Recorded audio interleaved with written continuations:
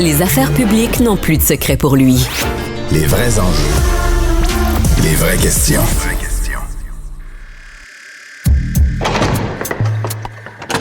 La criminalité, c'est un cycle.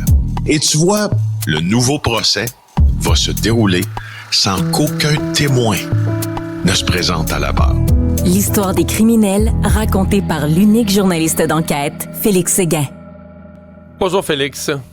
Bonjour Mario. Ça fait comme 2 histoires consécutives du même genre, là, en fin de semaine, en Montérégie. Une histoire de fils qui aurait tué son père. Ouais, puis donc qui s'ajoute à celle de la semaine dernière dans le sud-ouest de Montréal. Hein, c'était la mère qui a été tuée présumément par son fils. Cette fois, c'est un homme de 79 ans, Marcel Rouleau, qui a été tué ce week-end par son fils. On verra si ça tient devant le tribunal, mais tout pointe vers cette direction. Selon les policiers, Manuel Rouleau, 55 ans, fait face à un chef d'accusation de meurtre non prémédité, comparution par visioconférence dimanche matin. Bon, alors, ce qu'on sait de tout ça, on en sait très peu, il faut bien le dire. On sait que c'est arrivé à Saint-Anicette, chez une famille très discrète. Le maire a même publiquement pris la parole en disant qu'on ne sait pas ce qui se passe à l'intérieur des résidences dans ces petites municipalités, mais dans les grandes encore moins, on devrait dire. Alors, il y a peu à dire sur les réactions parce que c'est toujours avec fatalisme qu'on apprend ces choses-là, puis dérangement aussi. Je veux juste te parler de l'homicide intrafamilial en général. Tu vas voir, il y a des chiffres qui font, j'estime il y a des chiffres qui font réfléchir quand même. Tu vois, au Québec, sur une période de 10 ans, là, c'est l'INSPQ, hein. Moi, j'utilise toujours ces chiffres-là à chaque année mais en fait, qui amassent puis qui compilent les données sur les homicides intrafamiliaux sur une période de 10 ans. Il y a eu 109 victimes d'homicides par un partenaire intime, donc principalement des hommes qui tuent leurs femmes, bien sûr. Il y en a 64 qui ont été perpétrés par un parent ou un beau-parent. Donc, on peut penser à des femmes ou des hommes qui tuent leur enfant. Puis, il y en a 43 qui ont été perpétrés par un enfant. Alors, on est à peu près là à une cinquantaine de 4 par année, justement, là, d'enfants qui tuent leurs parents. Puis je regardais... Mais dans certains cas, dans certains cas, t'es dans la santé mentale pure, là. Je veux dire, des schizophrènes ou des gens qui sont en psychose puis qui ont comme cette espèce d'obsession contre un des parents ou contre les parents, viennent à développer cette idée... Tu sais, c'est... Des parents, moi j'en ai connu, là, des parents qui avaient peur de leur enfant. Et ça arrive pas toujours. L'irréparable survient pas à chaque fois, là, mais ça existe en masse, là, des parents, des mères qui ont peur de leur grand gars. Puis là, je pense santé mentale souvent aggravée par de la drogue, causée ou aggravée par de la drogue, là. Oui, exactement. Ben regarde, en fait, tu as tellement raison que dans les facteurs associés, toujours selon l'Institut national de santé publique du Québec, le principal facteur associé pour le parricide, donc le meurtre d'un père, là, c'est arrivé ce week-end, ce sont des antécédents psychiatriques. Même chose pour le meurtre d'une mère. Antécédents psychiatriques, ajoute à ça des antécédents de violence puis de la consommation d'alcool et de drogue.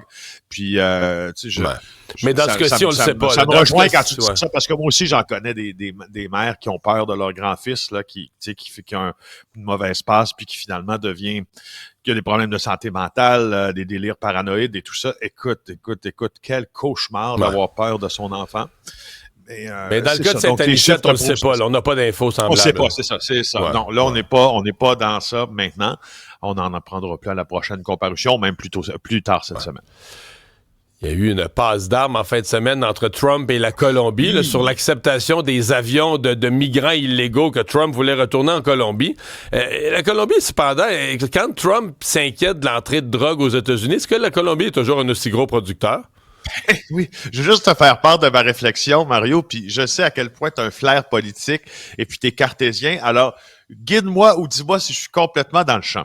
Alors, donc, pour rappel, tu as commencé à le faire d'ailleurs, donc Donald Trump a annoncé qu'il imposerait des barrières tarifaires là aussi de 25% sur les produits entrant de la Colombie vers les États-Unis. Pourquoi? Parce que il y a un vol... les vols d'immigrés, 2 vols, hein, c'est ça, d'immigrés colombiens pouvaient se poser au sud de la frontière américaine. Alors, il a annoncé une série de sanctions, le président Trump. C'est une escalade de représailles énorme. C'est juste que je me posais la question, puis, tu sais, je regardais à la base, là, si tu regardes la Convention internationale de l'ONU relative au contrôle des drogues, et puis c'est décrié depuis des années, là, ça, la Colombie l'enfreint à de nombreuses reprises.